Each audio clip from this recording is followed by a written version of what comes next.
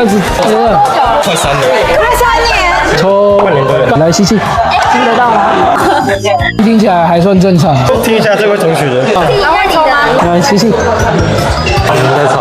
听一下后面。我们是有医师执照，帮你省250。每天早上都有烟弹吗？对，有一点弹音啊，对，有一点。弹什么歌？它就是呼吸的时候会有那个痰在里面，早上起来都黄痰。痰就是因为你吸那个烟进去在肺里面，肺会有纤毛运动把它排出来，所以每天早上起来就会有烟痰。你会不会被烟卡住？早上没那么严重。那你给他打几分？80。还可以再抽几年？不要这样子，你爸爸妈妈有。